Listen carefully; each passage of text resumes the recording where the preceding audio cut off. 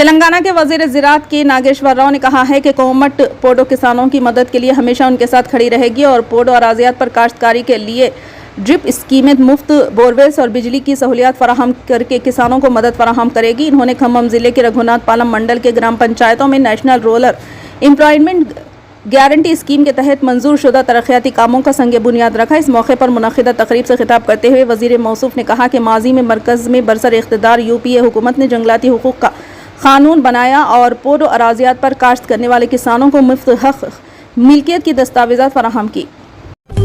وزیر دفاع راجناتھ سنگھ نے منگل کو تلنگانہ کے وقارآباد میں دمگنڈم ریزرو فارسٹ سائٹ پر 3200 کروڑ روپے کی لاگت سے 2900 ایکڑ پر پھیلے بحریہ کے ایک نئے ویری-لو VLF اسٹیشن کا سنگ بنیاد رکھا۔ یہ چیلنجنگ بحری حالات میں مؤثر کمانڈ اور کنٹرول کی صلاحیتوں کو یقینی بنا کر بحریہ کی آپریشنل تیاریوں میں اضافہ کرے گا۔ یہ بحری مواصلات کے بنیادی ڈھانچے کو مضبوط بنانے، طویل فاصلے تک قابل اعتماد اور محفوظ ترسیل کے قابل بنانے میں بھی اہم کردار ادا کرے گا۔ اس موقع پر خطاب کرتے ہوئے وزیر دفاع نے اس اعتماد کا اظہار کیا کہ وہ VLF اسٹیشن ملک کے عسکری صلاحیتوں کو وسعت دے گا، جو کہ مسلح افواج کے لیے ایک وردان ثابت ہوگا۔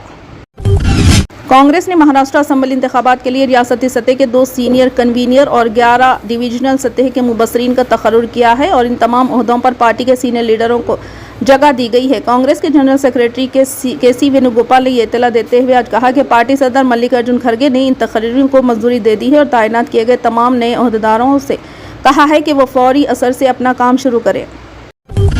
شہزادہ محمد بن سلمان منگل کے روز مصر کے سرکاری دورے پر قاہرہ پہنچے۔ ہوائی اڈے پر مصر کے صدر عبد الفتاح السیسی نے ان کا استقبال کیا۔ سعودی عرب کے ولی عہد شہزادہ محمد بن سلمان اپنے دورے کے دوران صدر السیسی سے ملاقات میں دونوں ملکوں کے درمیان باہمی دلچسپی کے امور سمیت خطے کی کشیدہ صورتحال پر تبادلہ خیال کریں گے۔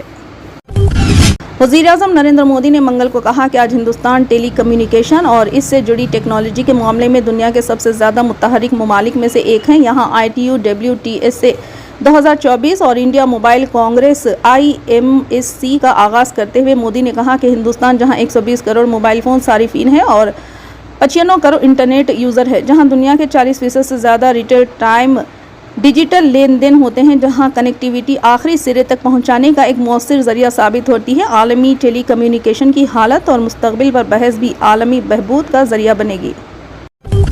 الیکشن کمیشن نے کہا ہے کہ ایگزٹ پولز پر خود کا جائزہ لینے اور ذمہ داری سے کام کرنے کی ضرورت ہے اور الیکٹرانک ووٹنگ مشین کے سلسلے میں اٹھائے گئے سوالات بے بنیاد ہے اور EVM مکمل طور پر محفوظ ہے۔ Chief election commissioner Rajiv Kumar نے مہاراشٹر اور جھارکھنڈ اسمبلی انتخابات کی تاریخوں کا اعلان کرتے ہوئے آج یہاں نرواچن سدن میں ایک پریس کانفرنس میں کہا کہ ایگزٹ پول کا کوئی مطلب نہیں ہے اور جو رجحانات گنتی کے دن نظر آتے ہیں وہی آنا شروع ہو جائیں گے۔ جیسے ہی ووٹوں کی گنتی شروع ہوتی ہے وہ ایگزٹ پول کو درست ثابت کرنے کی کوشش کرتے ہیں۔ انہوں نے کہا کہ حالیہ انتخابات میں ابتدائی طور پر TV چینلز نے جو ٹرینڈز دیے ہیں وہ بالکل بے بنیاد ہے۔